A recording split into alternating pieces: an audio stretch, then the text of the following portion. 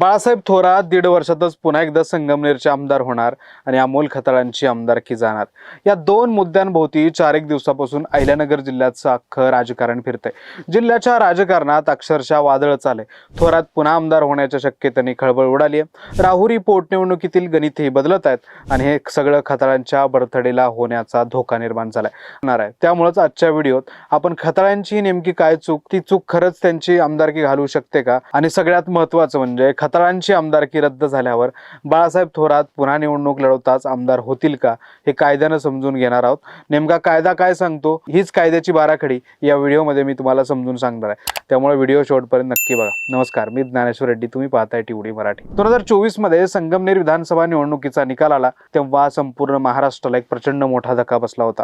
सलग 8 वेळा विधानसभेत पोहोचलेले आणि तब्बल 40 वर्षे एका मतदारसंघावर निर्विवाद वर्चस्व गाजवणारे काँग्रेसचे दिग्गज नेते बाळासाहेब थोरात पराभूत झाले होते। त्यांना पराभूत करणारा उमेदवार होता कोणतीही मोठी राजकीय पार्श्वभूमी नसलेला एक तरुण अमोल खताळ। खताळांनी थोरातांचा 10,000 मतांनी पराभव करून एक ऐतिहासिक विजय मिळवला होता। पण आता राजकारणाचं चक्र पुन्हा एकदा उलटं फिरतंय। एकनाथ शिंदेंच्या शिवसेनेचे आमदार अमोल खताळ यांची आमदारकी केवळ 54,650 रुपयांच्या एका चुकीमुळे धोक्यात आली आहे। पण हे सगळं समजून घेण्यासाठी आपल्याला आधी संगमनेरचं पॉलिटिक्स काय ते बघावं लागेल। संगमनेरच्या पॉलिटिक्समध्ये खताळांचा उदय। संगमनेर म्हणजे बाळासाहेब थोरात हे एक पक्क समीकरण गेली 40 वर्ष महाराष्ट्रानं पाहिले। संपूर्ण मतदारसंघात थोरातांच्या विविध संस्था, साखर कारखाने आणि कार्यकर्त्यांचे एक अत्यंत मजबूत आणि घट्ट जाळं पसरलेलं आहे। याच नेटवर्कच्या जोरावर थोरातांच्या कार्यकर्त्यांनी 9व्यांदा विधानसभा जिंकण्याची तयारी केली होती। प्रचारादरम्यान संगमनेर शहरात थेट भावी मुख्यमंत्री असे फलक लागले होते आणि हाच अति आत्मविश्वासाचा आणि काहीसा गाफीलपणाचा मोठा फटका थोरातांना बसला। दुसरीकडे धांदरफळ खुर्द या गावातील अमोल खताळ संगमनेर बस स्टँड समोर एका छोट्या जागेत एक सायबर कॅफे चालवत होते। या कॅफेच्या माध्यमातून त्यांचा परिसरातील शेतकरी, विद्यार्थी आणि सर्वसामान्य लोकांशी थेट संपर्क आला। लोकांचे ऑनलाईन अर्ज भरणं, त्यांची शासकीय कामं करणं, यातून त्यांचा जनसंपर्क वाढत गेला। हिंदू मुस्लिम तणावही वाढला। याच काळात अहिल्यानगर जिल्ह्याच्या राजकारणात एक अतिशय मोठा आणि अनपेक्षित बदल झाला। लोकसभा निवडणुकीत थोरातांनी नगर दक्षिण मतदारसंघात निलेश लंके यांच्या पाठीमागे ताकद उभी केली। त्यातून भाजपच्या सुजय विखे पाटील यांचा पराभव झाला। याचाच वचपा काढण्यासाठी राधाकृष्ण विखे पाटील यांनी संगमनेर विधानसभा मतदारसंघात आपली पूर्ण ताकद पणाला लावली। त्यांनी खताळांना संजय गांधी निराधार योजनेचं तालुका अध्यक्षपद दिलं। या अत्यंत महत्त्वाच्या पदाच्या माध्यमातून खताळांनी तळागाळातील लाभार्थ्यांची एक मोठी फळी उभारली। थोरातांच्या एक हाती वर्चस्वामुळे नाराज असलेल्या आणि राजकीय महत्त्वाकांक्षा असलेल्या स्थानिक तरुणांची त्यांनी मोठ बांधली। या सर्वांचा एकत्रित परिणाम म्हणून खताळांनी थोरातांचा अभेद्य गड जिंकला। बाळासाहेब थोरातांचा कायदेशीर पलटवार। पण हार मानतील ते थोरात कसे? त्यांनी हा लढा थेट मुंबई उच्च न्यायालयाच्या औरंगाबाद खंडपीठात नेला आणि खताळांच्या अनपेक्षित निवडीला थेट कायदेशीर आव्हान दिलं। विधानसभा निवडणूक लढवताना प्रत्येक उमेदवाराला निवडणूक आयोगाकडे फॉर्म 25 नावाचं एक सविस्तर प्रतिज्ञापत्र सादर करावं लागतं। या प्रतिज्ञापत्रात स्वतःची आणि कुटुंबाची संपत्ती, गुन्हेगारी पार्श्वभूमी आणि शासनाची सर्व देणी याची अचूक माहिती देणं कायद्यानं बंधनकारक असतं।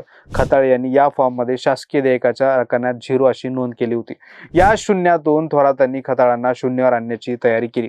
थोरातांच्या याचिकेनुसार खताळ हे नीलकमल नावाच्या एका फर्मचे अधिकृत भागीदार आहेत।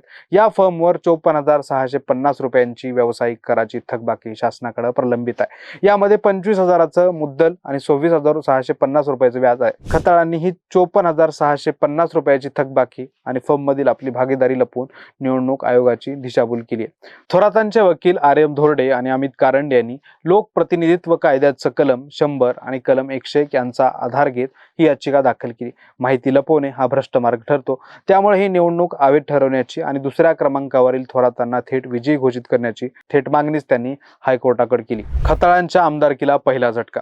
या महत्त्वपूर्ण याचिकेवर औरंगाबाद खंडपीठात न्यायमूर्ती किशोर संत यांच्यासमोर प्राथमिक सुनावणी सुरू झाली। खताळांनी आपला बचाव करताना युक्तिवाद केला की नीलकमल नावाची फर्म आता पूर्णपणे विसर्जित झाली असून आपण तिचे भागीदार नाही, त्यामुळे थोरातांची याचिका सुरुवातीलाच आपण रद्द करावी। पण थोरातांची याचिका निव्वळ हवेत गोळीबार आणि तीन ठार टाईपची वरवरची नाही। त्यांनी सरकारी जीएसटी संकेतस्थळावरील अधिकृत नोंदी डिजिटल पुरावा म्हणून कोर्टात सादर केल्या होत्या। या भक्कम पुराव्यानुसार ही फर्म आजही सक्रिय असल्याचं स्पष्टपणे दिसतं। त्यामुळे हायकोर्टाने खताळांचा हा बचाव थेट फेटाळून लावला। आणि एवढंच नाही तर हायकोर्टानं प्राथमिक टप्प्यावर खताळ यांचा युक्तिवाद अजिबात ग्राह्य धरता येणार नाही। तसंच या प्रकरणातील लोकप्रतिनिधित्व कायद्याचं कलम 100 प्रथमदर्शनी लागू होऊ शकतं असे गंभीर निरीक्षणे नोंदवलं। आता या प्रकरणाची पुढील आणि अत्यंत निर्णायक सुनावणी 7 मे रोजी खताळ यांच्या बर्थडे दिवशीच होणार आहे. खताळांची आमदारकी खरंच जाऊ शकते का? या प्रश्नाचं अचूक उत्तर शोधण्यासाठी आपल्याला इतिहासात आणि गेल्या फेब्रुवारीतच हायकोर्टाने नेमका काय निकाल दिला ते बघावं लागेल. विशेष म्हणजे अहिल्यानगर जिल्ह्याला असा कायदेशीर आणि राजकीय लढा अजिबात नवीन नाही. 1991च्या लोकसभा निवडणुकीत बाळासाहेब विखे पाटील आणि काँग्रेसचे उमेदवार यशवंतराव गडाख यांच्या विरोधात असाच एक मोठा लढा दिला होता. भ्रष्ट मार्गाचा अवलंब केल्याचा ठपका ठेवत तेव्हा सुप्रीम कोर्टाने गडाख यांची खासदारकी रद्द करून विखे पाटील यांना विजयी घोषित केलं होतं. तसंच अलीकडे फेब्रुवारी 2026 मध्ये कर्नाटक हायकोर्टाने दिलेला एक अत्यंत ताजा निकाली थोरातांच्या खटल्यासाठी मार्गदर्शक ठरू शकतो. 2023 मध्ये कर्नाटकच्या बागेपल्ली मतदारसंघातून काँग्रेस आमदार एस.एन. सुब्बा रेड्डी हे विजयी झाले. पण पराभूत भाजप उमेदवार सी. मुन्नी राजू यांनी या संदर्भात याचिका दाखल केली. सुब्बा रेड्डी यांनी आपल्या प्रतिज्ञापत्रात मालमत्तेची आणि देण्याची माहिती लपवली होती. प्रतिज्ञापत्रात माहिती लपवणं हा निवडणूक कायद्याचा थेट भंग आणि भ्रष्ट मार्ग असल्याचं स्पष्ट करत हायकोर्टाने सुब्बा रेड्डींची आमदारकी रद्द ठरवली होती. याच धर्तीवर अमोल खताळ यांनी 54,000 रुपयांची व्यावसायिक कराची थकबाकी जाणीवपूर्वक लपवल्याचं हायकोर्टात पुराव्यासह सिद्ध झालं तर त्यांची आमदारकी जाण्याची दाट शक्यता नाही तर आमदारकी रद्दच होईल. आमदारकी रद्द होण्याची कायदेशीर प्रक्रिया. समजा 7 मे रोजी किंवा त्यानंतरच्या पुढील सुनावणीत हायकोर्टाने खताळ यांची आमदारकी रद्द करण्याचा ऐतिहासिक निर्णय दिलाच तर कायदेशीर प्रक्रियेनुसार खताळ लगेच घरी बसणार नाहीत किंवा त्यांची आमदारकी एका रात्रीत जाणार नाही. अशा अत्यंत गंभीर प्रकरणामध्ये हायकोर्ट आपला निकाल दिल्यानंतर त्याला स्वतः 30 दिवसाची कायदेशीर स्थगिती देतं. ज्या आमदारांची निवड रद्द झाली आहे त्याला नैसर्गिक न्यायाच्या तत्वानुसार सुप्रीम कोर्टात जाऊन अपील करता यावं हा यामागचा मुख्य उद्देश असतो. कर्नाटकातीलच मालूर मतदारसंघाचा आणखीन एक दाखला इथं पाहणं महत्वाचं आहे. तिथे आमदार के.वाय. नजेगोंडा यांची निवड हायकोर्टाने मतमोजणीतील अनियमिततेवरून रद्द करून फेरमतमोजणीचे आदेश दिले होते. पण या प्रक्रियेत नजेगोंडा यांनी तातडीने सुप्रीम कोर्टात धाव घेतली आणि हायकोर्टाच्या निर्णयाला 30 दिवसाच्या आत स्थगिती मिळवली. पुढे सुप्रीम कोर्टाने निवडणूक आयोगाचा अहवाल पाहून काँग्रेस आमदाराला त्यांची आमदारकी पुन्हा बहाल केली. संगमनेरच्या बाबतीतही खताळ आपला बचाव करण्यासाठी सुप्रीम कोर्टात नक्कीच दाद मागणार हे स्पष्टच आहे. त्यामुळे हा कायदेशीर लढा अत्यंत प्रदीर्घ चालणार आहे. थोरात पुन्हा आमदारकी पोटनिवडणूक. आता राहिला प्रश्न बाळासाहेब थोरातांच्या आमदारकीचा. जर हा कायदेशीर लढा सुप्रीम कोर्टापर्यंत गेला आणि तिथेही अंतिम टप्प्यात खताळांची आमदारकी रद्द झाली तर बाळासाहेब थोरातांना थेट विजयी घोषित केले जाण्याची शक्यता कायद्यानं अतिशय कमी असते. आपण मगाशी उल्लेख केलेल्या कर्नाटकातील बागेपल्ली प्रकरणात कोर्टाने सुब्बा रेड्डी यांची निवड रद्द केली होती, पण दुसऱ्या क्रमांकावरील उमेदवार सी. मुन्नी राजू यांना थेट विजयी करण्यास स्पष्ट नकार दिला होता. अशा परिस्थितीत कोर्ट निवडणूक आयोगाला नियमानुसार पुढील कारवाई करण्याचे निर्देश देते. याचा सरळ आणि सोपा अर्थ असा होतो की संगमनेरमध्ये पुन्हा एकदा नव्यानं निवडणूक म्हणजेच पोटनिवडणूक ही लागू शकते.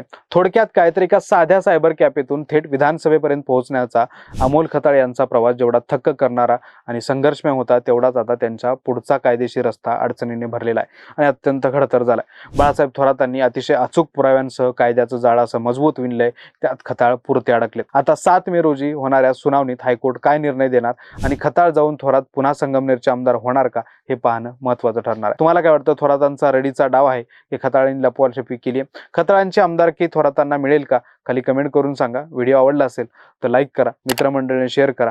टीओडी मराठीला लगेच यूट्यूबवर सबस्क्राईब करायला विसरू नका.